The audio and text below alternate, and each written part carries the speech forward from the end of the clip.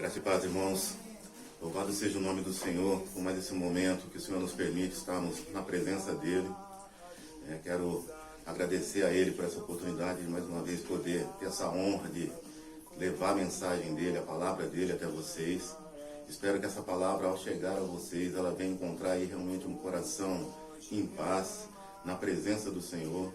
Eu não sei como foi a sua semana, mas diante de tudo que nós temos ouvido e tem acontecido, acredito que de repente possa essa mensagem encontrar um coração aí, de repente atribulado, atormentado, preocupado, mas que em nome do Senhor Jesus Cristo, nesse momento, você, junto à sua família, possa estar se aquietando, se assentando, realmente elevando seus pensamentos aos céus, para que aquilo que o Senhor colocou no meu coração, que eu compartilhasse com vocês, possa realmente atingir o efeito, que é de fortalecer a fé dos irmãos, que é de firmar os nossos pés no Evangelho, para que, em nome do Senhor Jesus Cristo, o propósito que Ele tem para nós, enquanto pessoas individualmente falando, enquanto corpo, possa e venha a ser cumprido. A você que nos assiste, que tem nos acompanhado, a você que nos visita também, o Senhor quer falar muito com você. Não por um acaso você está acessando, foi chamado, foi atraído a acessar esse vídeo.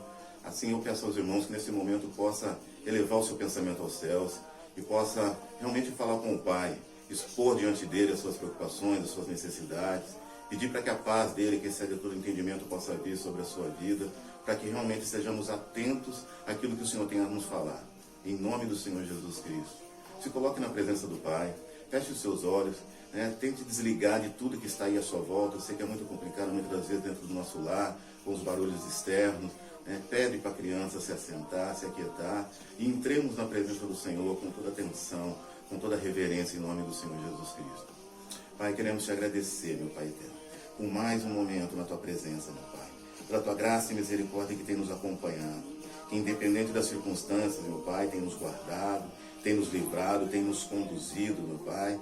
São momentos onde realmente a nossa fé vem ser fortalecida, meu Pai eterno, onde aqueles que realmente estão em Ti, meu Pai eterno, descansam em Ti. Mas há momentos, Senhor da glória, que o nosso coração se exaspera, meu Pai, se assusta com as dificuldades, meu Senhor da glória. Que em nome do Senhor Jesus Cristo, nesse momento o Senhor venha, meu Pai, trazer essa paz, trazer o entendimento, a compreensão acima de tudo, meu Pai. Para que no Senhor descansemos, para que no Senhor realmente, Senhor, busquemos esse aperfeiçoamento, essa transformação que o Senhor tem nos chamado, meu Pai. Desde já eu quero pedir que a paz, a alegria, meu Pai, a mansidão, o domínio próprio reine em cada lar que estará nos escutando, meu Pai eterno. Para que em nome do Senhor Jesus Cristo a tua vontade prevaleça, meu Pai eterno. Em nome do Senhor Jesus Cristo, que até o término deste culto, meu Pai eterno, meu Pai, corações venham estar derramados diante da tua presença, realmente compreendendo a boa, perfeita e agradável vontade do Senhor, ao qual o Senhor preparou mais uma vez, meu Pai, neste momento, meu Pai.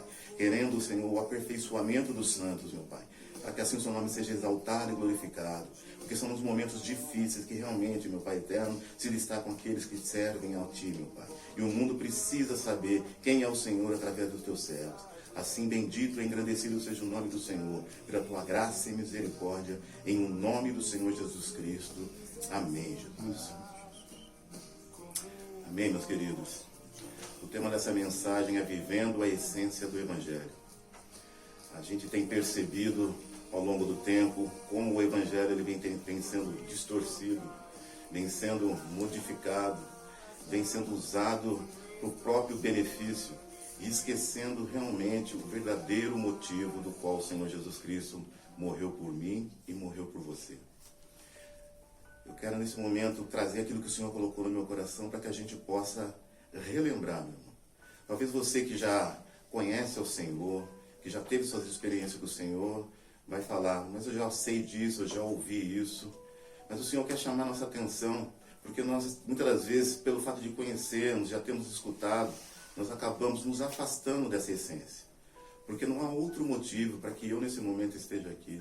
Não há outro motivo pelo qual o Senhor Jesus Cristo morreu, entregou a sua vida por mim e por você, para que nós fôssemos resgatados de nossos pecados, da nossa vida perdida ali em Gênesis.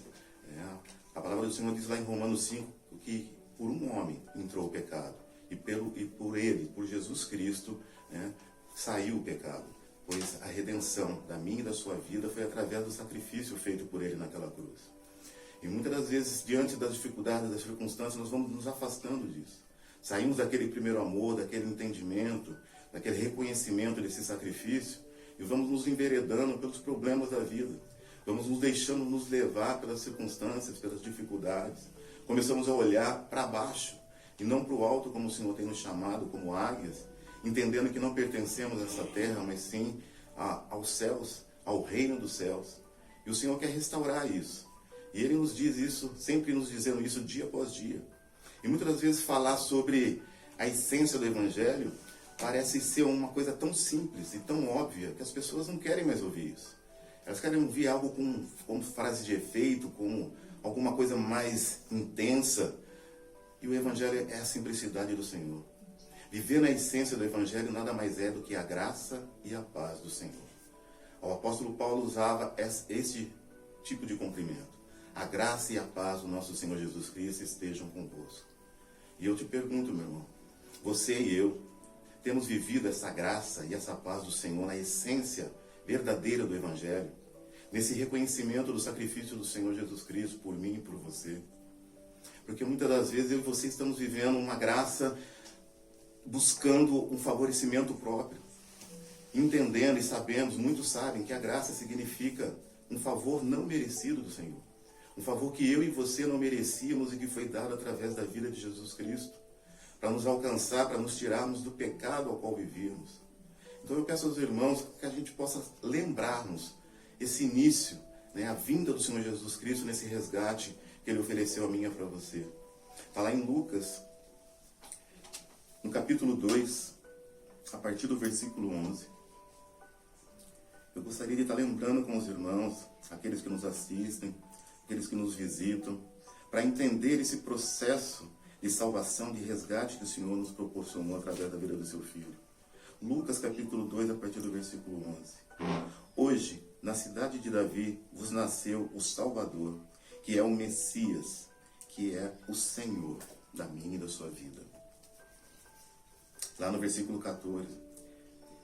Glória a Deus nos mais altos céus e paz na terra às pessoas que recebem a sua graça. Aleluia! Louvado seja o nome do Senhor.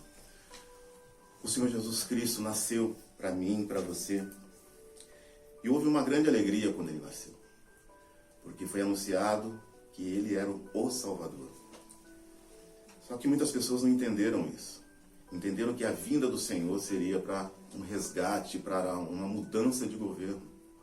E talvez eu e você enxerguemos o nascimento de Jesus Cristo simplesmente como um profeta. Os judeus acreditam que o Senhor é simplesmente um profeta e que a vinda do Senhor ainda está por vir. Mas eu quero te dizer que o Senhor Jesus Cristo nasceu por um único motivo. Para resgatar a minha e a sua vida dos nossos pecados. Para que realmente eu e você tivéssemos paz no Espírito. Onde ele diz aqui no versículo 14, que paz na terra as pessoas que recebem a sua graça. Você recebeu a graça do Senhor, meu? Muitos de vocês que nos assistem, com certeza, fez a confissão de fé, aceitando Jesus Cristo como seu único e fiel Salvador. Porém, muitas das vezes eu e você estamos saindo dessa graça, buscando o nosso próprio interesse. O apóstolo Paulo, quando insistiu com o Senhor por 3 vezes, solicitando a providência do Senhor na enfermidade, dizem que é uma enfermidade, mas ele tinha um espinho na carne que o afligia. E o Senhor disse para ele, a minha graça te basta. E ali Paulo se aquietou com isso e entendeu que a graça do Senhor era suficiente. Eu e você temos entendido que a graça do Senhor nos basta, que o nascimento dele, o aceite da graça dele nos basta para que nós possamos ser felizes, possamos ter essa paz que excede todo entendimento. É isso que o Senhor quer tratar comigo e com você nesse momento. Nesse entendimento, mais que entendimento, uma compreensão. Que realmente a graça do Senhor nos basta. Muitas das vezes temos procurado essa graça nas coisas, naquilo que o Senhor pode nos dar e Ele já nos deu tudo.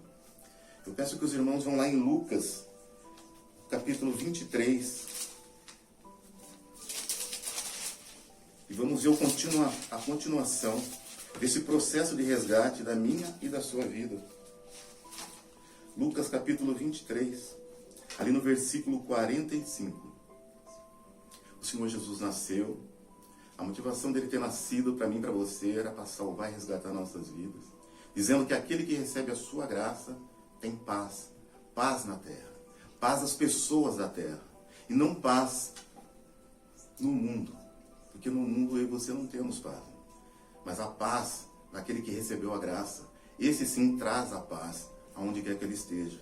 Então em Lucas 23, no versículo 45, diz assim: o sol perdera seu brilho e o véu do santuário rasgou-se ao meio. Versículo 46. Então Jesus bradou com voz forte: Pai, em tuas mãos entrego o meu espírito. E havendo dito isto, expirou. O processo da graça, o processo da salvação e do resgate da minha e da sua vida iniciou-se com o nascimento de Cristo. E após isso, a morte de Cristo. A questão é que, meu irmão, isso eu já sei, isso eu já conheço. Mas diz que quando o Senhor Jesus Cristo ressuscitou, o anjo teve que lembrar as pessoas que foram verificar no seu túmulo essa situação. Porque eles esqueceram que isso havia acontecido. E muitas das vezes eu e você também esquecemos desse processo de resgate das nossas vidas. E é necessário que ele seja lembrado, por mais simples que seja. O Senhor Jesus Cristo, ele nasceu, ele viveu e tinha que morrer. Os discípulos, eles tinham essa instrução. Vira e mexe ali no ensinamento junto aos discípulos, que passaram 3 anos junto a Jesus, eles receberam essa instrução, que era necessário que o Senhor passasse por esse processo. E aqui seguindo, ali no capítulo 24, no versículos 5 e 6, lembra esse esquecimento que houve. Atemorizadas, capítulo 24, Lucas capítulo 24, versículo 5. Atemorizadas, as mulheres inclinaram o rosto para o chão, e nesse momento os homens lhes questionaram: por que procurais entre os mortos aquele que vive? Ele não está aqui, ressuscitou. Lembrai-vos de como vos preveniu, enquanto ainda estava convosco na Galiléia.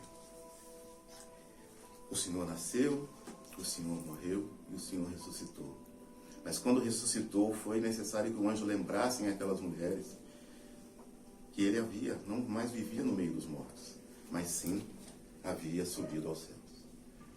A questão é, você lembra desse sacrifício do Senhor, dia após dia, para que a graça do Senhor seja suficiente para mim e para você, para que a gente não foque a nossa necessidade em outras coisas, a não ser nesse sacrifício realizado por mim e por você. Como eu disse, os discípulos também esqueceram dessa situação. Foi necessário que quando Jesus voltou, a palavra do Senhor diz ali que ele vinha pelo caminho de Emaús, encontrando 2 pessoas que imediatamente após, não havia passado muito tempo, senão questão de que 1, 2 dias, 3 dias ou melhor, após a ressuscitação de Jesus, eles vinham discutindo que o mestre havia ido e o que seria deles após a saída. Então, pode ocorrer muitas das vezes comigo e com você, pode estar ocorrendo comigo e com você essa situação. Esquecemos essa situação, apesar de já termos vivido a manifestação do Senhor, dessa graça. E aí o Senhor Jesus vem caminhando com aqueles homens. E em determinado momento ele fala para aqueles homens que aqueles homens eram tolos de entendimento e tardios no seu coração em crer. Porque tudo já havia sido dito para o que ocorreria, o que aconteceria. Mas em fração de 3 dias aqueles homens se esqueceram. Você, eu, nós, temos lembrado desse sacrifício que o Senhor fez por mim e pela sua vida. Para que nós possamos viver realmente essa essência da graça que é baseada no sacrifício da vida do Senhor Jesus Cristo. Um homem que abriu mão, ali em Filipenses 2, fala que ele abriu mão de tudo que ele era junto ao Senhor para cumprir a vontade do seu Pai. Para se entregar por mim e por você. Nós que não éramos merecedores. Talvez você possa dizer, não, mas esse culto seria um culto ideal para a ceia. Para que nós pudéssemos relembrar esse sacrifício do Senhor. Talvez um culto para a Páscoa. Não, mas esse é um culto para o nosso dia a dia, meu. Lembrar do sacrifício do Senhor. E por várias vezes podemos achar que o Senhor não olha mais para nós, que o Senhor se esqueceu de nós. E o sacrifício que Ele fez por mim, pela sua vida, ele é eterno. Ele é válido dia após dia, para aquele que quer receber a sua graça, para aquele que permanece na sua graça. Louvado seja o nome do Senhor. O Senhor chama a nossa atenção quando ele vai visitar os discípulos, lá em Lucas 24, no versículo 52,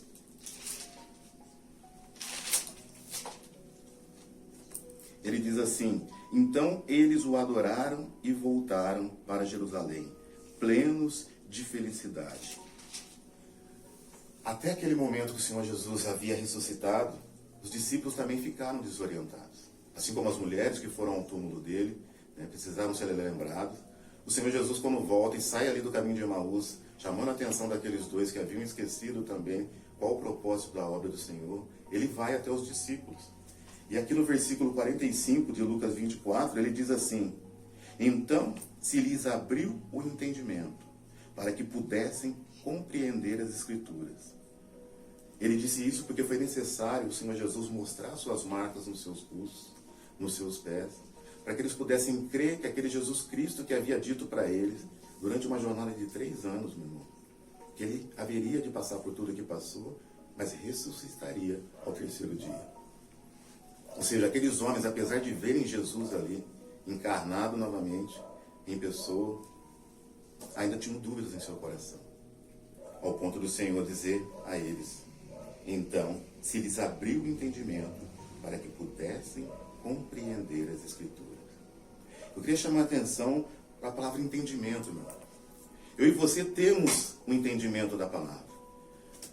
Garanto que se eu perguntar a vários irmãos que a gente conhece, vão saber o que quer dizer a palavra graça, sabe realmente o que ocorreu, a morte, a ressurreição de Cristo. Mas a palavra entendimento se limitou-se simplesmente ao entendimento, não foi além. Assim como aqueles homens de Emaús, eles dizem que eles eram tolos no entendimento, porque eles pararam ali numa primeira informação. E o Senhor chama a atenção que, além do entendimento, abriu os olhos para compreender. Então o entendimento, é o início. Eu estou aqui falando para os irmãos, e os irmãos podem estar entendendo ou não, mas acredito que em nome do Senhor Jesus Cristo estejam entendendo, mas que para que eu e você possamos compreender o melhor, aquilo que o Senhor quer de nossas vidas, é necessário ir além do entendimento. Buscar ir mais a fundo naquilo que o Senhor quer tratar, naquilo que o Senhor quer trabalhar conosco, naquilo que o Espírito Santo está falando com você nesse momento, ou tem falado ao longo da sua vida, desde quando você o aceitou. Foi necessário Jesus Cristo ressuscitar, voltar, abrir o entendimento deles para que eles compreendessem a obra que já havia sido anunciada. Ao ponto que a partir daí, no versículo 52, eles dizerem que se alegraram com a subida do Senhor. Porque eles compreenderam que não estariam sozinhos. Que o Senhor subiria e deixaria o Espírito Santo com ele. E que tudo que haviam aprendido e vivido, que realmente iria ocorrer. O apóstolo Paulo nos diz que, ali em 2 Coríntios, que maldito é o homem que espera em Cristo somente nessa terra. Em quem eu e você temos esperado, meu irmão?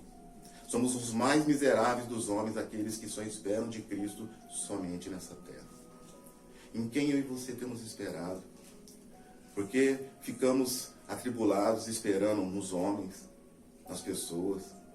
Colocamos muita fé nos nossos governantes e muitas vezes estamos nos comportando como aqueles homens naquela época que achavam que Jesus Cristo veio para mudar o sistema político da época. Não tem como, meu. É homem que se encontra no comando e homens são falhos. Quando Jesus Cristo escolheu Saul, e olha que Deus escolheu Saul para governar ali, mesmo ele sendo escolhido, sendo orientado pelo Espírito Santo, ele teve problemas, pois saiu do caminho que o Senhor havia determinado. O Senhor chama a nossa atenção, meu irmão, para que nós realmente venhamos a compreender esse processo que o Senhor tem nos chamado. Lá em 1 João, capítulo 1, 9, diz assim: se confessarmos os nossos pecados, Ele é fiel e justo para nos perdoar e nos purificar de toda a injustiça. Não basta só o Senhor nos perdoar.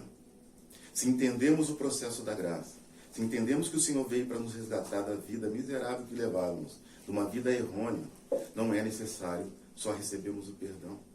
É necessário que o Senhor nos purifique de toda injustiça. E você pode perguntar, mas que injustiça é essa? Se eu não me mantenho na graça, na justificação do sacrifício do Senhor, tudo aquilo que eu e você praticamos é injustiça. Ainda que seja lícito, ainda que não nos pareça contrário à vontade do Senhor. Mas só praticamos a justiça se permanecemos na graça. Se realmente estamos sendo purificados, entendendo a dimensão dessa graça, entendendo o tamanho dessa graça.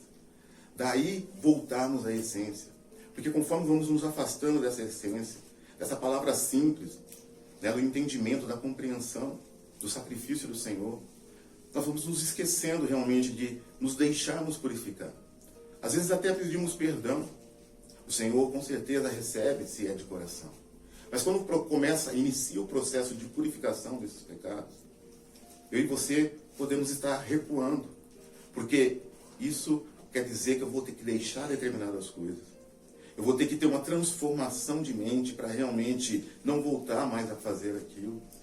Então é necessário que, além do perdão, eu e você permitamos com que o Senhor nos purifique, nos limpe totalmente, para que nós não voltemos mais àquele caminho, às práticas incomuns. Ainda que eu e você outrora praticássemos situações que não necessite, aos olhos humanos seriam coisas boas, aquele que não está em Cristo, aquele que não está vivendo essa graça, está praticando a injustiça. Então devemos estar realmente atentos, se realmente estamos pedindo perdão, mas continuamos as mesmas pessoas, se então não estamos nos permitindo ser purificados, trabalhados por Cristo. Porque somente o Espírito Santo que habita em mim e você pode nos purificar. E às vezes eu e você estamos colocando barreiras, impedindo com que essa purificação, que vai nos levar a uma transformação, realmente possa ter eficácia na minha e na sua vida, nos distanciando disso. Porque a purificação, a transformação, meu irmão, ela tem um preço a ser pago. Houve um preço que foi pago por Jesus e é um preço a ser pago por mim e por você. Pois todo aquele que quiser seguir o Senhor Jesus Cristo deve negar-se a si mesmo, tomar sua cruz e depois segui-lo. E as pessoas não querem pagar preço. Pelo contrário, as pessoas querem receber apreço, consideração, fortunas, riquezas.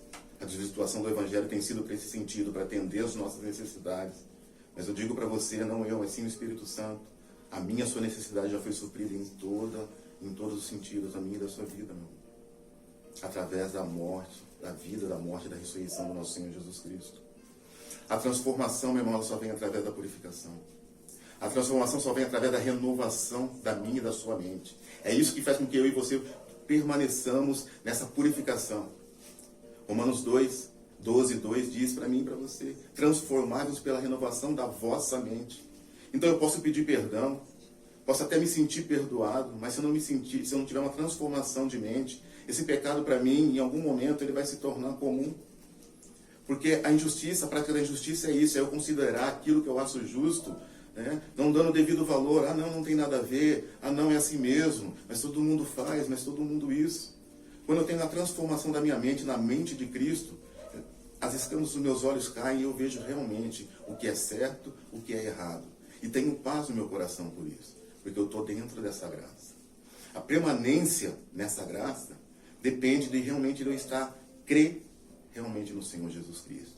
Não ser tardio como aqueles homens de Emaús, como o Senhor Jesus disse ali naquele momento. Realmente crendo, porque o Senhor não se agrada daqueles que retrocedem. Hebreus 10, 38 diz isso para mim e para você. Aqueles que retrocedem, o Senhor não se agrada. Então é necessário que eu e você, nesse processo de transformação, de crescimento, de desenvolvimento, possamos permitir sermos purificados pelo Senhor, através daquilo que o Espírito Santo tem tratado no individual de cada um de nós, para que possamos realmente viver a essência da graça do Senhor, viver essa paz que excede a todo entendimento. Eu queria comparar, fazer uma analogia com o desenvolvimento, com a metamorfose da borboleta, meu. Porque o Senhor não nos chama só simplesmente para mudarmos. Há uma diferença entre mudar e ser transformado. Para que eu possa ser transformado, eu tenho que passar por um processo de mudança. Porque eu mudar simplesmente, eu posso trocar por uma camisa nova. Mas se eu não mudei meu pensamento, se eu não mudar o meu físico, para que aquela camisa sirva em mim, não adianta nada, foi só uma mudança. É necessário que eu tenha uma transformação de mente para que eu possa realmente entender o processo que o Senhor tem para mim e para a sua vida. A palavra do Senhor diz que não se põe vinho novo num outro e velho, porque o mesmo estoura. Então é necessário para que eu compreenda, para que eu receba o novo do Senhor, eu esteja novo, eu esteja transformado. E transformado quer dizer tornar-se novo. O processo da metamorfose no crescimento, no nascimento da borboleta, ele tem 4 fases, meu irmão. Eu vejo bem relacionado com o Evangelho, e até uma palavra, um versículo que respalda isso. Né? Tem o ovo, né? Que é o primeiro início ali, ela desenvolvendo dentro do casulo. Depois temos aqui a larva, a pulpa e depois a borboleta, por fim, se transforma em adulto. Ou seja, é um processo de mudança que vai levar à transformação até que a borboleta saia do seu casulo. Qualquer interrupção nesse processo de mudança, a borboleta morre ou vai nascer defeituosa. E eu faço uma analogia para mim e para você nesse processo de mudança que o Senhor tem nos chamado a viver, para que possamos atingir essa transformação. E o Senhor demonstra esse processo da metamorfose da borboleta, por incrível que pareça, a gente acha tudo na Bíblia, meu irmão. Está lá em Efésios 4, versículo 13 ao 15. Efésios 4, do versículo 13 ao 15.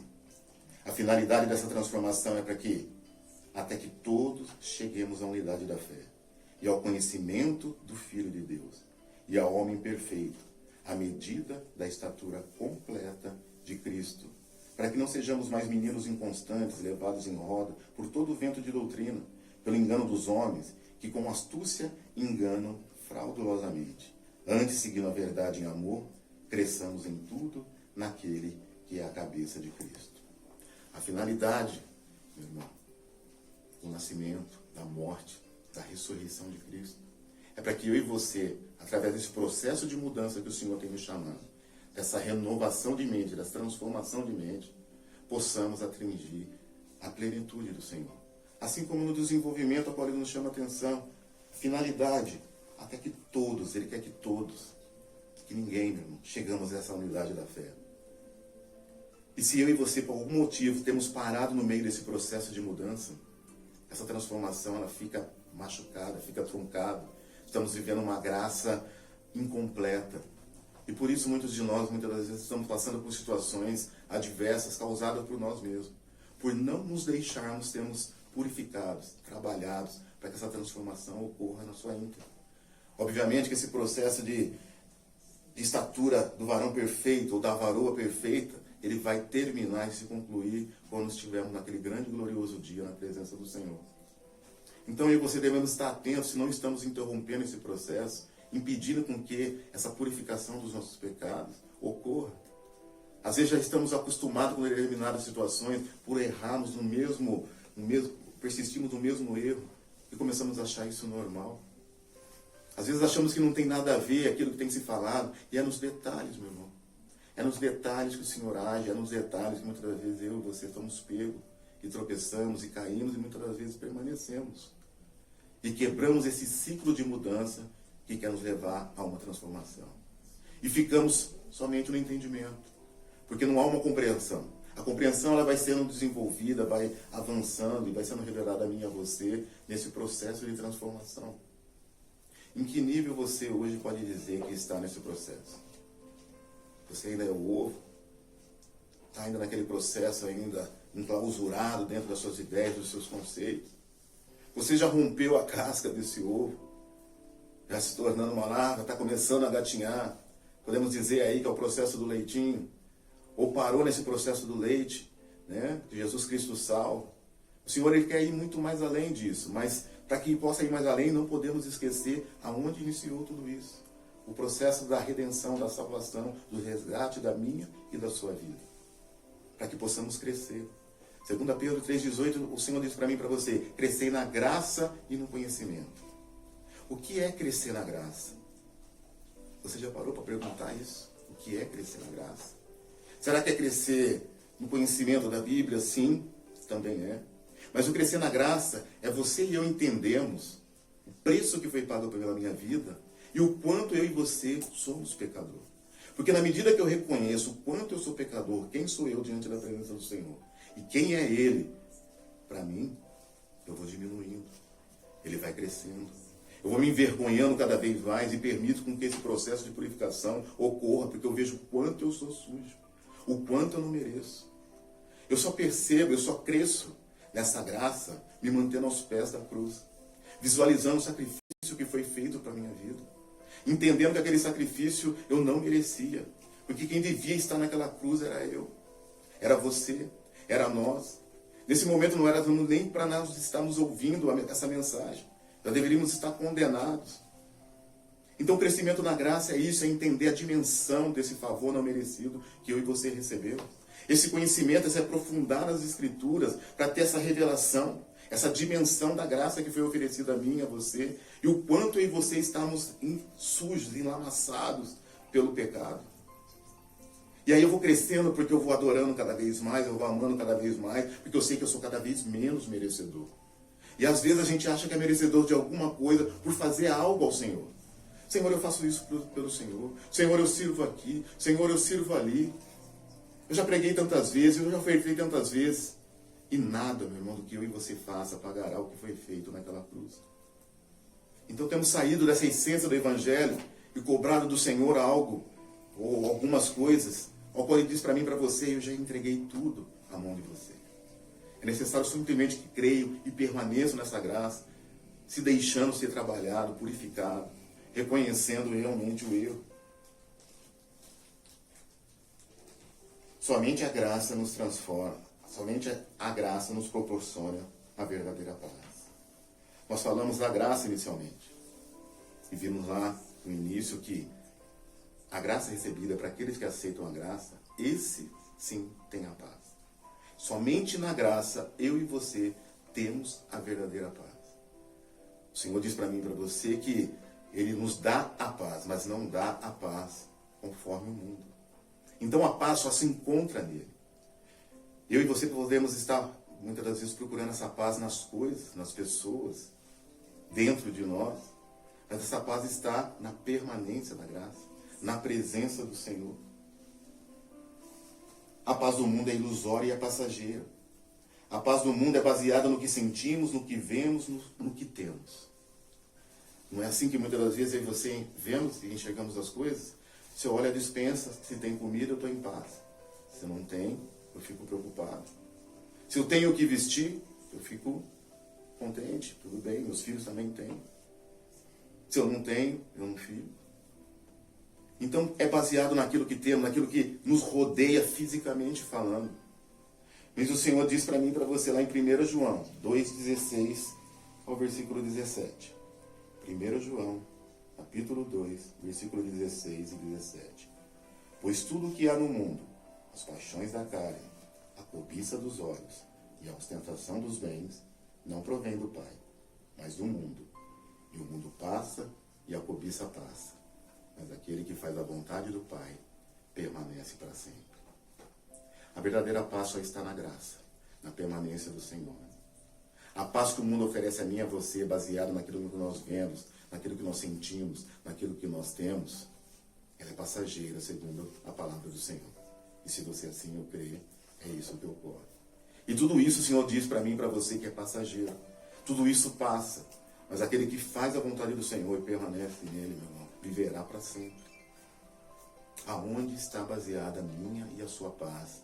Nessa graça que você pode estar dizendo assim, não, eu conheço, eu já vivi.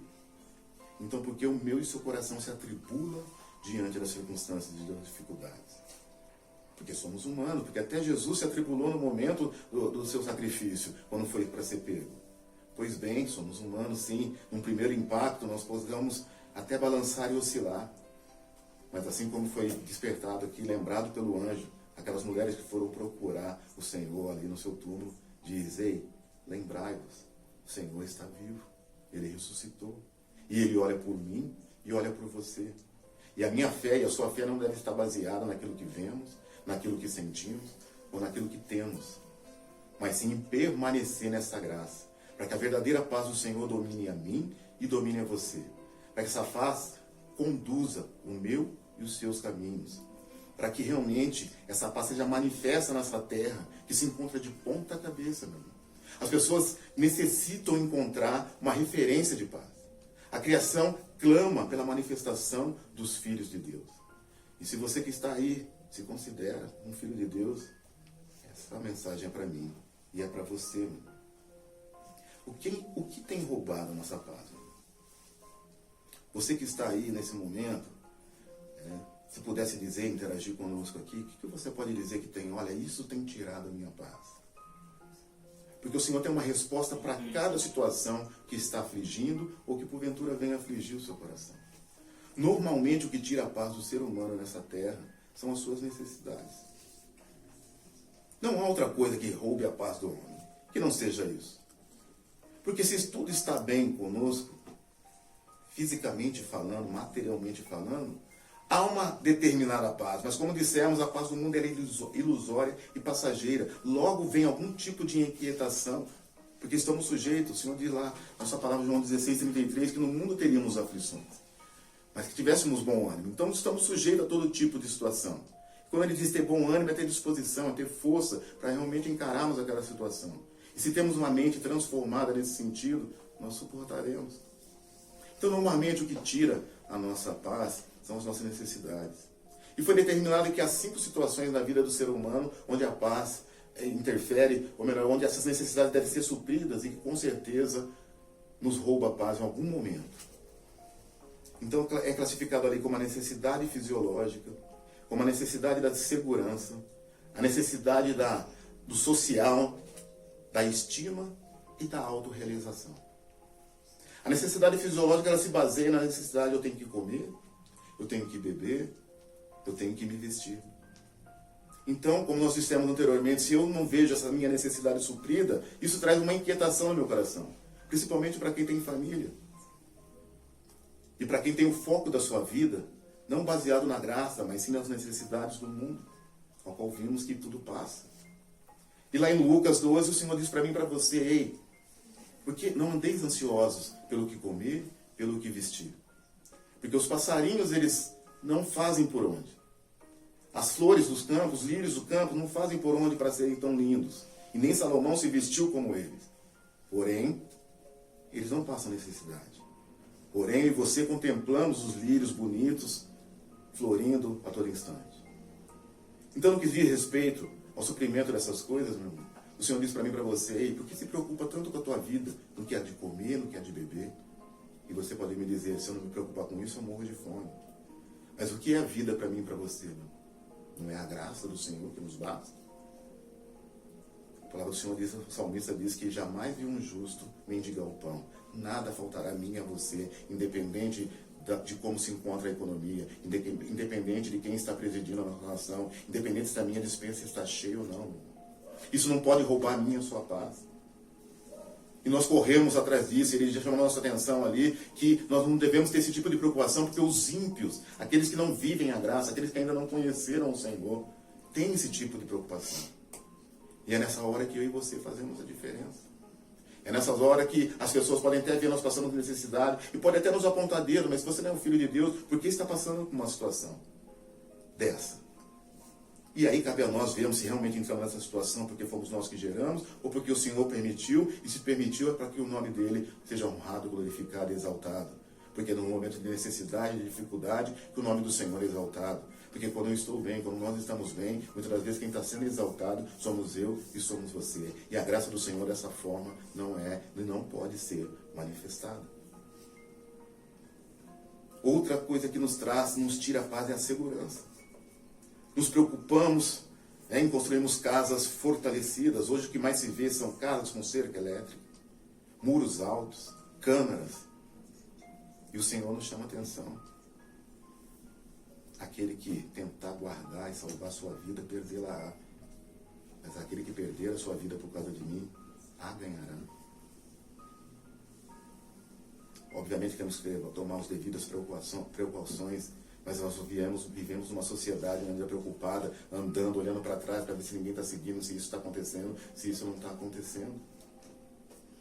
Não devemos nos preocupar a tal ponto de isso roubar a nossa paz. Obviamente devemos tomar os devidos cuidados com a nossa segurança, com a segurança da nossa família, mas isso não pode ser motivo de roubar a nossa paz. Devemos, quando deitarmos ao nosso travesseiro, simplesmente descansar no Senhor. E o salmista diz lá no Salmo 91, diz que aquele que habita no esconderijo do Altíssimo, a sombra do Onipotente descansará. E a minha versão, ela diz de uma forma até diferente. Diz assim: aquele que vive na habitação do Altíssimo e descansa à sombra do Todo-Poderoso, desfrutará sempre da sua proteção. Eu não sei como está essa versão, deve estar na primeira frase que eu disse, mas aquele que vive na habitação do Altíssimo e descansa nele, meu irmão. Ou seja, crê que ele realmente está tomando conta de todas as coisas. Porque eu posso estar habitando na habitação do Senhor, mas está com o coração atribulado. É a mesma situação lá de João 15, né, da ligação da videira. Posso estar em Cristo, mas não produzindo o devido fruto. Porque a minha fé está oscilando. Esse alcançará a proteção do Senhor. Então, por que se inquieta tanto com a sua segurança, meu irmão? Além, obviamente, dos cuidados básicos que devemos ter, mas isso não deve ser motivo para que eu e você tenhamos a nossa paz abalada. Em Lucas 12,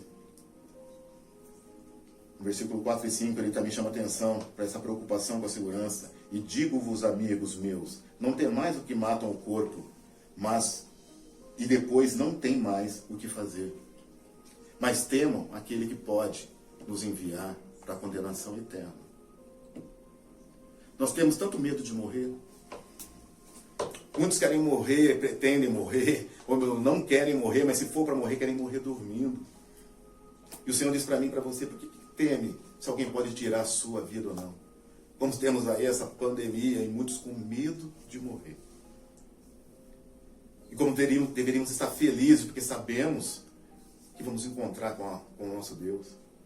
Sabemos que somos viajantes aqui nessa terra. Então a maior alegria com o santo é saber que ele vai encontrar com o Senhor.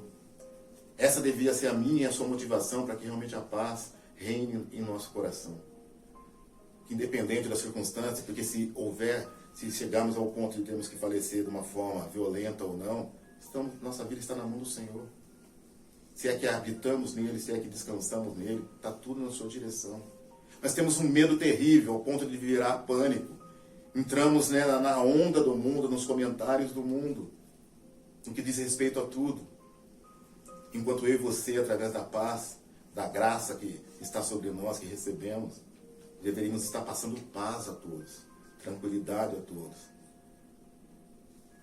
Outra situação que nos chama a atenção, o qual ele nos diz ali, que o ser humano tem essa necessidade de ser uma pessoa sociável, uma pessoa que tenha estima. O social nós enquadramos ali naquele sentido assim, do relacionamento, da família, né? Uma pessoa que quer se sentir querida, se sentir ali realmente agrupada, fazer parte de um grupo. O ser humano tem essa necessidade.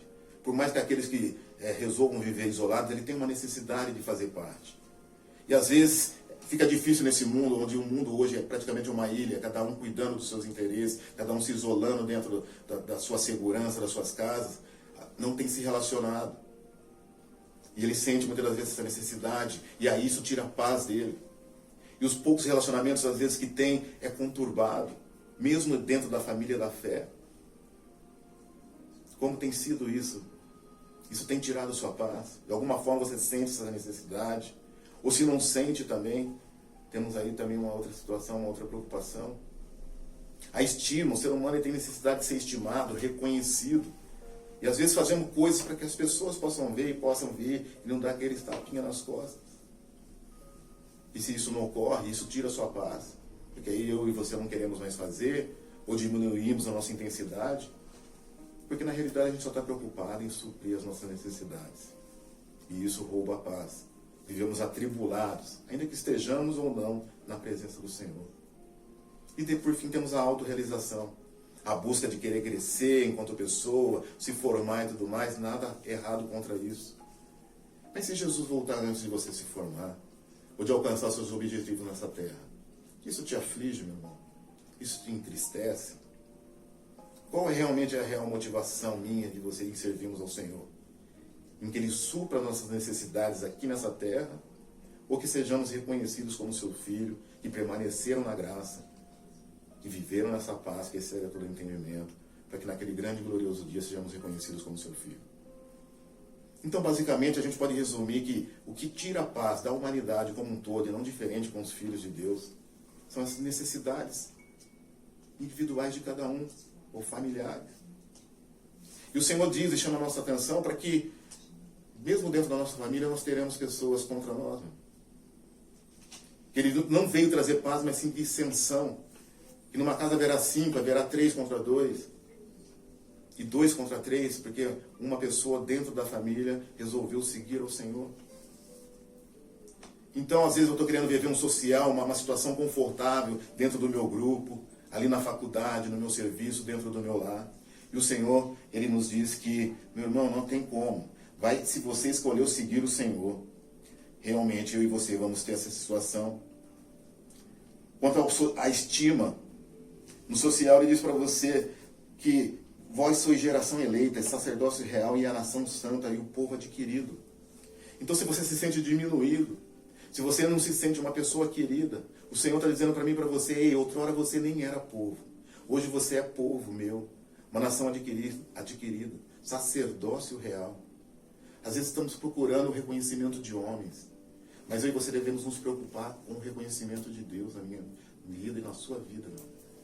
Quem sou eu diante de Deus e quem Ele é na minha vida? Como o Senhor enxerga a mim, como o Senhor enxerga você? Então, se você está tendo esse tipo de necessidade, isso tem roubado a sua paz, o Senhor diz para mim e para você: se permanecer na minha graça, como povo santo, como nação santa, será reconhecido, como sacerdócio real. Louvado seja o nome do Senhor. Ter a paz de Deus não significa ter ausência de guerras, de situações adversas. Então, essa paz que o Senhor diz para mim e para você não está naquilo que eu vejo, naquilo que eu tenho, naquilo que eu sinto, mas na paz de espírito.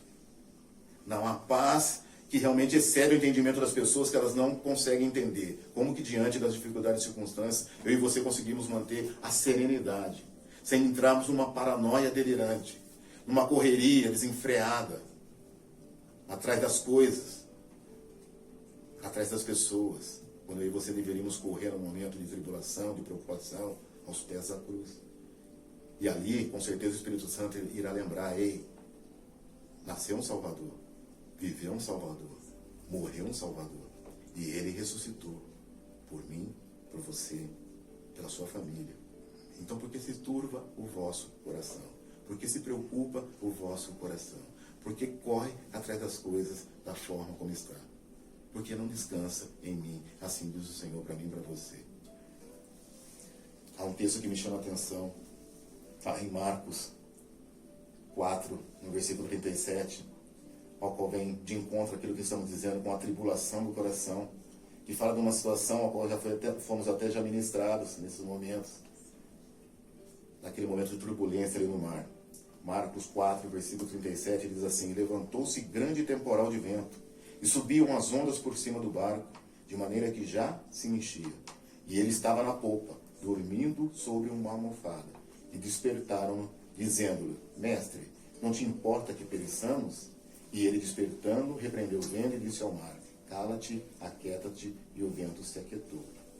O interessante nessa passagem, meu irmão, é que diz que o Senhor ele estava dormindo, a água que batia no barco estava entrando dentro do barco, e ele dormia sobre uma almofada.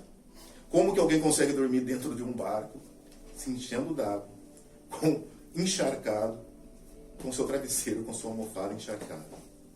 Que é o maior exemplo de paz e tranquilidade que alguém pode ter na presença do Senhor. Eu não sei a água que tem batido no seu barco, que tem entrado no seu barco. Mas assim como já foi dito em ministrações através desses vídeos aqui mesmo, mas se o Senhor estiver nesse barco, meu irmão, não importa o que aconteça, Ele não vai virar. Ele não vai afundar. E mesmo Jesus estando ali, aqueles discípulos ainda questionam, ou seja, esqueceram das instruções que já tinham lá atrás. Que com Ele, quem se encontra na graça está na paz. Questionam ainda o Senhor Jesus: Senhor Jesus, vai deixar com que a gente morra? Eu e você não fazemos isso muitas das vezes. Senhor, o Senhor não está vendo a minha despensa vazia? Senhor, o Senhor não está vendo que eu perdi o emprego? Senhor, o Senhor não está vendo a situação que está dentro da minha família? O Senhor não está vendo que eu não estou sendo reconhecido? O Senhor não está vendo que o meu salário está atrasado? O Senhor não está vendo, o Senhor não está vendo. É o Senhor que acalma. É o Senhor que acalma a tempestade, meu irmão. Ainda que você, na sua força, no seu intelecto, consiga acalmar essa tempestade, a glória e a honra vai ser sua. E também vai ser passageira. Porque quando vier outra situação, talvez você não tenha a mesma disposição e ânimo para correr atrás do seu prejuízo. Todos, independente de estarem na graça, podem ou não alcançar o que esse mundo oferece. Mas a paz de espírito, meu irmão, somente o Senhor Jesus Cristo. E ali, eles pegam e chegam à conclusão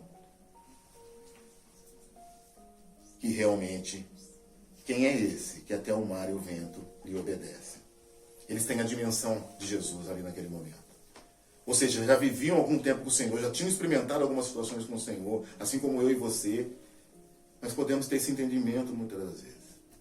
Que o Senhor parece que não está no barco. E às vezes Ele vai dormir, meu irmão, ao seu e ao meu lado. Às vezes vai parecer que Ele não está andando e caminhando conosco. Para observar a minha e a sua reação. Nessa fé que eu e você dizemos que temos. Nessa graça que eu e você dizemos que vivemos. E que Ele quer que nós nos mantenhamos e vivamos.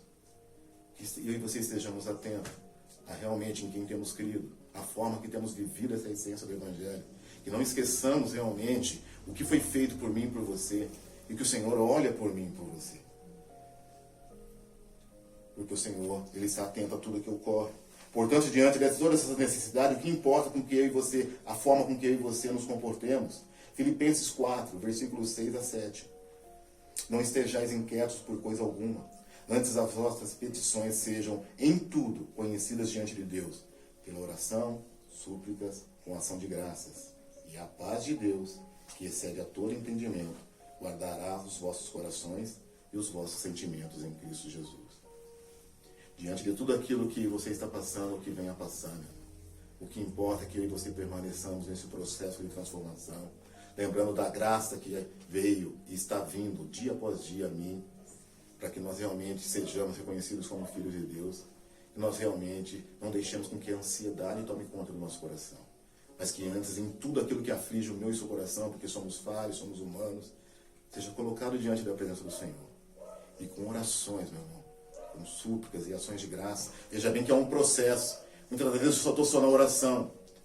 E dependendo da situação que eu e você nos encontramos, é necessário uma súplica. Além da súplica, é necessário uma ações de graça. Em que processo, de repente, a gente está parado, a gente pensa que simplesmente, às vezes, só instalar o dedo, ou o fato do Senhor estar simplesmente vendo a minha e a sua necessidade, que algo vai mudar, que algo vai acontecer. Mas aí devemos correr para o pé da cruz, como eu disse inicialmente, para lembrarmos da graça que está sobre mim e sobre você, e que pode estar sobre você que nos assiste, que ainda não conhece a Jesus, que pode voltar a ser com você, que porventura se afastou de Jesus. Essa angústia, essa dor. Hoje a maior doença que aflige a humanidade é a depressão, é a ansiedade que leva à depressão.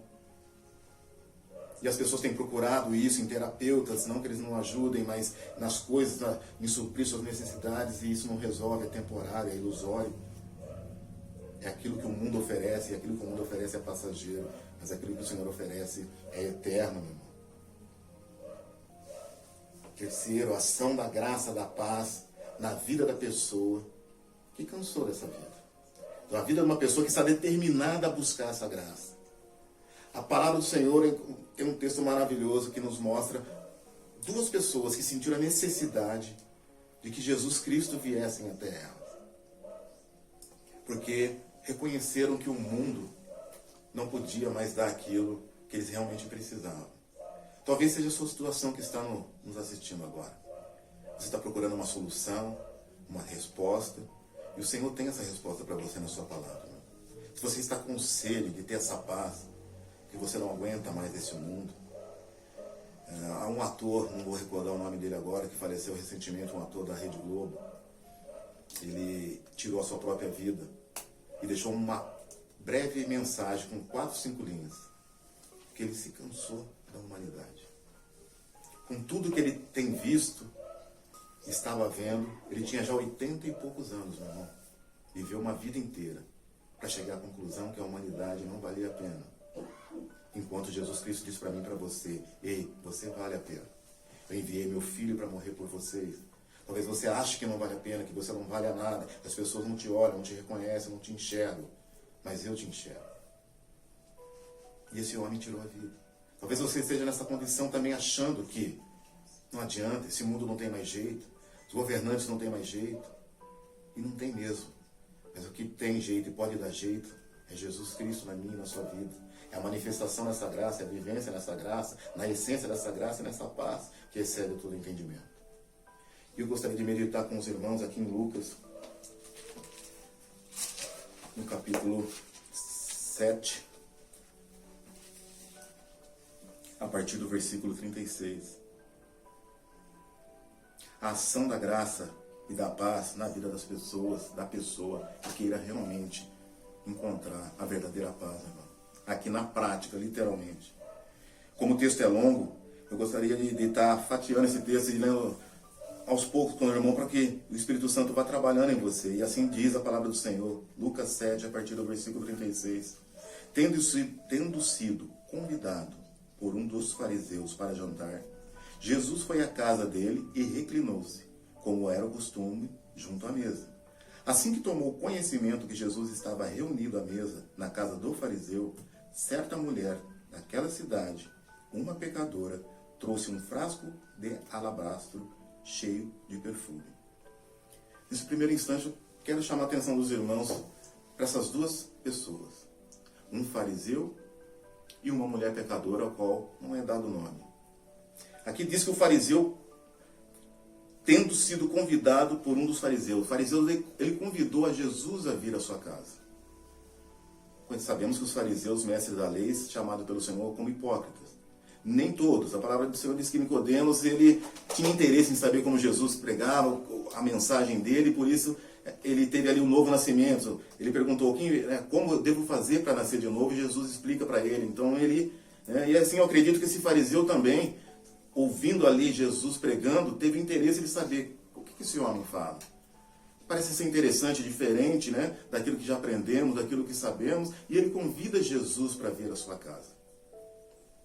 Da mesma forma, diz que a mulher, quando tomou conhecimento que Jesus estava reunido à mesa na casa do fariseu, e há um destaque chamando ela de pecadora, ela pega, levando o seu frasco e vai até a casa do fariseu.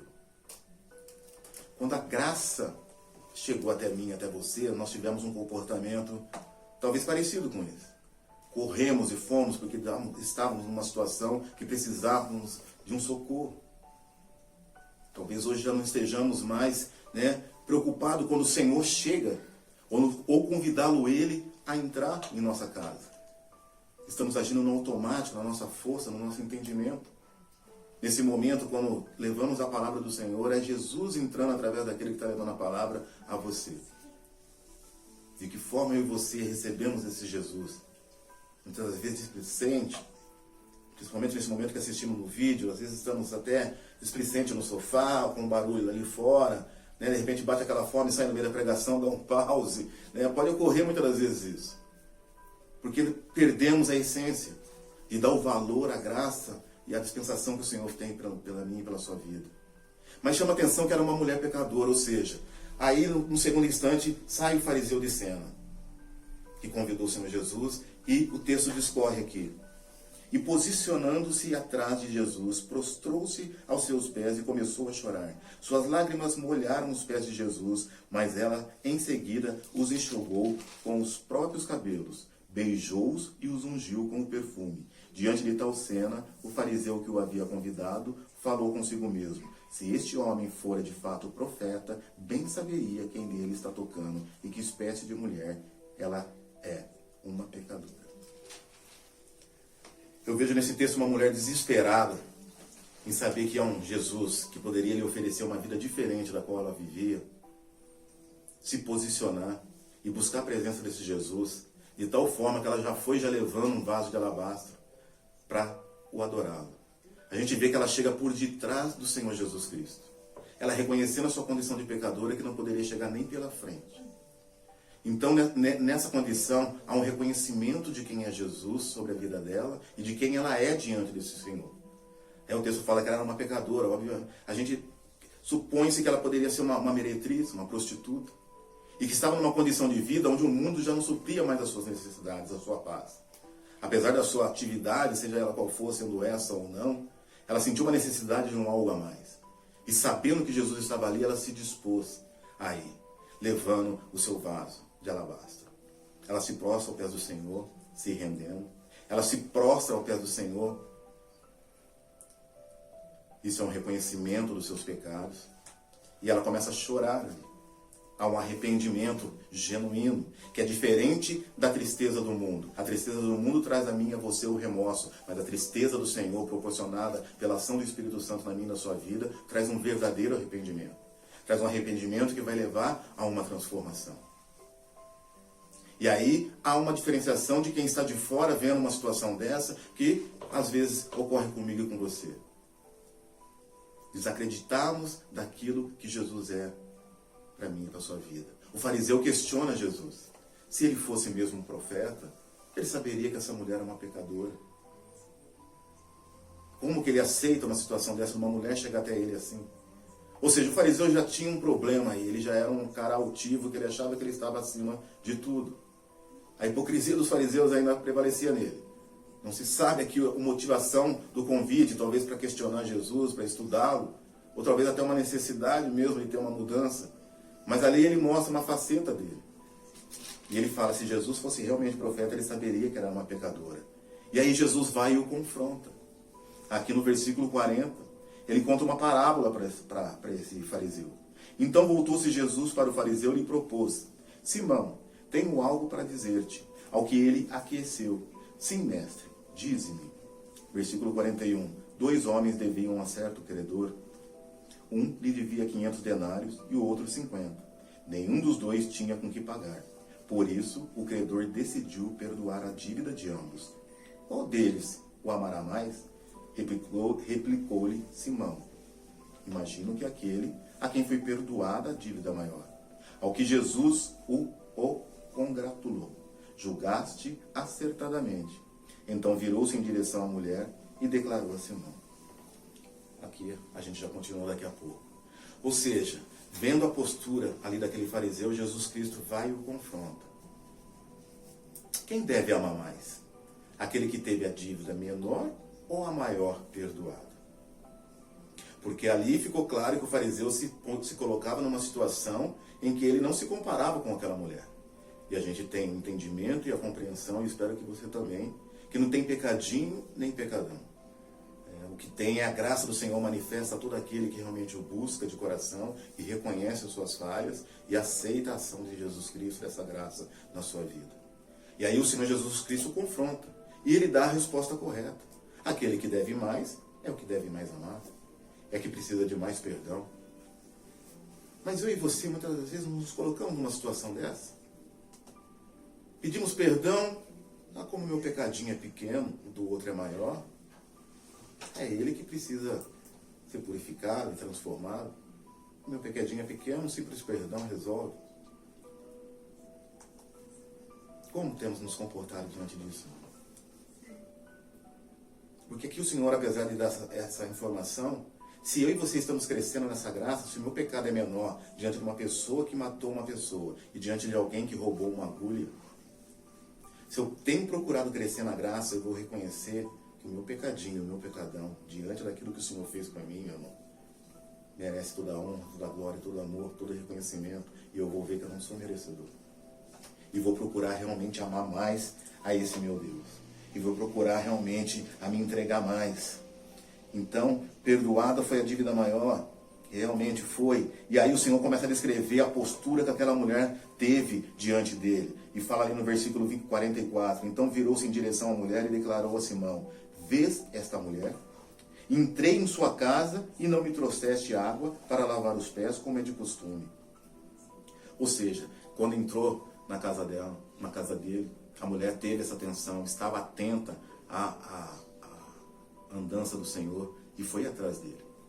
Quando o Senhor está se disponibilizando a mim e para você, de que forma nós agimos na presença dele?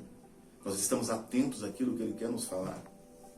Pois ele chama a atenção daquele homem. Apesar daquele homem ter convidado o Senhor para ir até lá, ele não saudou o Senhor da forma como deveria. Diferente daquela mulher pecadora ao qual ele desfazia, soube reconhecer quem era Jesus e o saudou da maneira correta. Ou seja, o Senhor se importa com a forma que eu e você nos comportamos na presença dele. quando Ele está entrando, quando Ele está presente, meu irmão. De que forma nós estamos tratando a presença do Senhor nas nossas vidas. Seguindo o texto. Esta, porém, molhou os meus pés com as suas lágrimas e os enxugou com os próprios cabelos. Versículo 45. Da mesma maneira, tu não me saudaste com um beijo na face, como é tradicional. Ela, todavia, desde que cheguei, não cessa de beijar aos meus pés. Isso mostra relacionamento, intimidade, uma pessoa buscando intimidade, relacionamento com o Senhor, uma pessoa que reconheceu que precisava do Senhor, que o mundo não podia mais oferecer aquilo que ela vivia. E aquele fariseu assim não fez. E eu e você estamos desprezando também a presença do Senhor, não buscando esse relacionamento, por acharmos até que somos muito íntimos, talvez por uma situação ou outra que o Senhor já agiu, achamos que somos mais próximos do que o outro, entendemos mais do que o outro, e deixamos essa intimidade num plano mais sutil e não nos aprofundamos. Até entendemos a palavra, sabemos a palavra, mas não temos a compreensão profunda que o Senhor tem nos chamado, eu e você, a termos. Versículo 46. E mais, tu não me ungiste a cabeça com óleo, como era de se esperar, mas essa mulher com puro bálsamo ungiu os meus pés, ou seja, adorou ao Senhor. Essa mulher se prostrou aos pés do Senhor. Essa mulher chorou, teve um verdadeiro arrependimento. Essa mulher adorou ao Senhor com o que ela tinha de melhor no momento que era ali o seu perfume, o seu vaso de alabastro. E nós, meu? E nós que já conhecemos essa essência que não foi dada, chamada atenção aqui, que o fariseu desprezou. Como temos adorado ao Senhor, cantado simplesmente um cântico, ofertado na igreja, não que isso não faça parte da adoração. Nós sabemos que lá em João 4 o Senhor diz que procura os verdadeiros adoradores que o adorem em espírito e em verdade. E a verdade se encontra onde, irmão? A verdade se encontra na essência do Evangelho.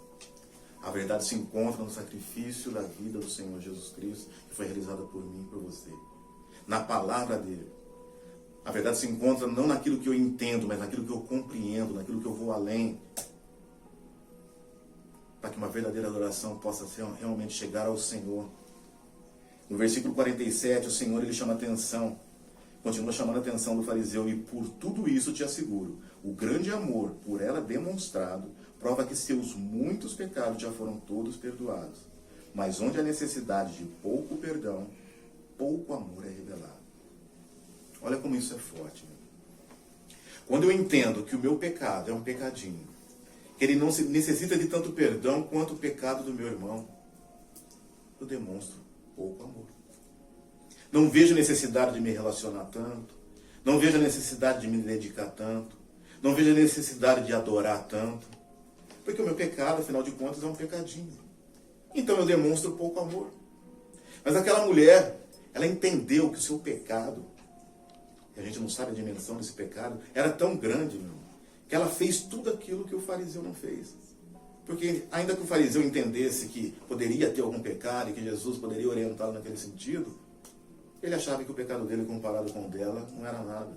E o Senhor chama atenção, olha como a forma como essa mulher se portou. Porque ela teve o reconhecimento de que realmente ela era muito suja diante da presença do Senhor. E assim eu e você devemos sempre nos comportar, porque a gente nem pensa em querer achar que somos alguma coisa. Pelo contrário, a gente vai diminuindo cada vez mais, e o Senhor assim vai crescendo nas nossas vidas, e essa paz que excede todo entendimento, ela vai ganhando espaço dentro de mim, dentro de você. E quando as situações vierem, meu irmão, eu não vou me abalar. Até porque tudo que está ocorrendo hoje não era para abalar cristão nenhum, porque já está tudo dito. Mas como foi dito lá, é necessário que nós lembremos que veio um homem, que amou o mundo de tal forma, que Deus enviou Jesus Cristo, para que todo aquele crê não pereça, mas tenha vida eterna, que viveu, morreu e ressuscitou e está vivo. Versículo 48, em seguida Jesus afirmou àquela mulher, perdoados estão todos os teus pecados. E no versículo 50, e Jesus revela à mulher, a tua fé te salvou. A minha versão diz assim, vai-te em permanente paz. Ou seja, o pecado daquela mulher não foi perdoado somente por aquelas atitudes. Ali foi o início desse processo de transformação. A postura que ela teve ali foi gerando o perdão do Senhor. Ao ponto do Senhor falar assim, olha, tudo que você fez contribuiu para o seu perdão. Aí o Senhor vai e ratifica. Perdoados estão todos os seus pecados. Mas o Senhor não queria simplesmente só perdoar, como nós vimos lá no início. O Senhor queria salvar. E Ele diz para ela, vai. Você foi salvo. E que a paz do Senhor, que excede todo entendimento, esteja permanentemente na sua vida. Então esse é o processo da transformação. Ao ponto que eu e você reconheçamos o nosso pecado, a dimensão desse pecado, que a partir do momento que eu e você temos entendimento da dimensão de quem é Deus, de quem somos nós, da dimensão do nosso pecado, nós vamos amar mais o Senhor, nós vamos reconhecer essa graça, nós vamos permanecer nessa graça, nós vamos crescer nessa graça. E o mundo verá através de mim e de você a presença do Senhor. A palavra do Senhor diz que ninguém pode ser atraído até Ele se o Pai não enviar essa pessoa a Jesus. De que forma que você acha que Deus atrai aquele que não conhece o Senhor até o Senhor Jesus Cristo? Através da minha e da sua vida. Por isso é necessário que eu e você estejamos atentos ao testemunho que eu e você temos dado. Para que em nome do Senhor Jesus Cristo possamos realmente atrair mais pessoas para o reino do Senhor. Porque não há outro motivo do Senhor ter vindo a essa terra a não ser salvar a minha e a sua vida. Ele não quer salvar o mundo, meu irmão, o sistema político, o sistema mundo. Ele quer salvar vidas. Então, que eu e você estejamos atentos, meu irmão, ao nosso comportamento quando o Senhor Jesus Cristo entra, quando o Senhor Jesus Cristo se anuncia, a forma como temos nos adorado, a forma como temos buscado o verdadeiro arrependimento. Para que assim como essa mulher, o Senhor Jesus possa dizer, a tua fé te salvou, vai-te em permanente paz. Aquela mulher não buscou só um perdão. Aquela mulher, ela achou a salvação. A forma, a postura como ela se comportou, foi reconhecida pelo Senhor a tal ponto que Ele falou, vai, a tua fé te salvou, e uma permanente paz. E é isso que o Senhor quer deixar para mim e para você, que eu e você vivamos nessa permanente paz. Em que situação você nos encontramos nessa noite? Que você possa realmente refletir, mais do que entender o que foi dito, possa compreender e ir além, e crescer nessa paz, para que em nome do Senhor Jesus Cristo nos mantenhamos nessa salvação.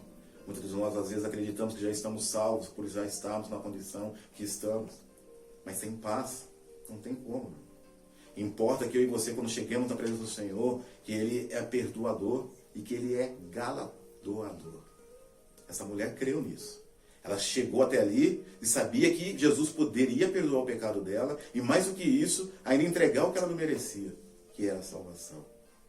Que em nome do Senhor Jesus Cristo, eu e você venhamos cada vez mais procurarmos crescer nessa graça. Vivemos na essência do Evangelho e não deixar com que as nossas necessidades sobreponham aquilo que o Senhor já disse para mim e para você, que já temos nele. Ele sabe da minha e da sua necessidade, meu irmão. Abre o seu coração em nome de Jesus. Eu queria estar orando pelos irmãos. Agradecer por mais esse momento. E que não desperdicemos a oportunidade que temos tido. Vivemos um país livre, onde temos a oportunidade de ouvirmos a palavra de todas e diversas maneiras, meu irmão. Que em nome do Senhor Jesus Cristo, a paz que excede todo entendimento reine no seu coração. Feche os seus olhos agora, meu irmão, e veja se realmente se nós temos vivido a essência do Evangelho, aquele amor derramado naquela cruz, que custou um alto preço, ao ponto de Jesus ali, realmente, enquanto homem, sentir um certo medo, mas prevaleceu a vontade do Senhor. E Ele, nesse processo que foi chamado de salvação, Ele cumpriu até o fim. E assim o Senhor espera de mim e de você, e como os filhos ao qual recebeu o Senhor Jesus Cristo como o seu único fiel Salvador. Talvez você aí que nos escuta não tenha recebido esse Jesus e possa fazer essa confissão do outro lado. Confessando Jesus Cristo como seu único e fiel Salvador. Reconhecendo seus pecados e assim como essa mulher se atirando aos pés do Senhor. Realmente chorando, se deixando ser trabalhado pelo Espírito Santo, para que o verdadeiro arrependimento venha no seu coração e o Senhor possa te dizer, assim como disse aquela mulher, a tua fé te salvou, vai em permanente paz. A nós que já conhecemos ao Senhor Jesus Cristo, possamos voltar à verdadeira essência do Evangelho, lembrando do seu sacrifício para que não menosprezemos as nossas falhas, os nossos pecados. para que possamos adorá-lo realmente como Ele merece, como se deve, se prostrando, o adorando, realmente demonstrando um amor cada dia mais, reconhecendo de quem Deus é em nossas vidas, de quem nós somos diante dEle. Pai, em nome do Senhor Jesus Cristo, que essa palavra venha encontrar corações abertos, aqueles que porventura se encontram em letargia, meu Pai, esquecidos, paralisados, desgovernados, desorientados, meu Pai eterno, entristecidos, ou meu Pai, paralisados por conta das suas necessidades. Que a tua providência divina, através do teu Espírito Santo, encontre esses corações, trazendo quebrantamento, arrependimento, compreensão, meu Pai eterno. Oh, meu Deus da glória, que o processo de mudança em vidas que porventura estejam paralisados, sejam despertados, para que sigam rumo a uma transformação, meu Pai. Oh, meu Deus da glória, que o amor, meu Pai eterno, o amor derramado naquela cruz realmente, meu Pai eterno, venha sobre cada um de nós, meu Pai, nos constrangendo, meu Pai eterno, e deixando com que o Senhor cresça em nós e que nós diminuamos, meu Pai. Assim, meu Pai, eu oro e te agradeço por mais essa oportunidade e que a paz do Senhor reine sobre todos, meu Pai. Que o Senhor nos abençoe, nos guarde, Senhor, que o teu rosto reflita a tua paz sobre nós, meu Pai eterno. Em nome do Senhor Jesus Cristo. Assim eu oro e te agradeço. Amém, Jesus.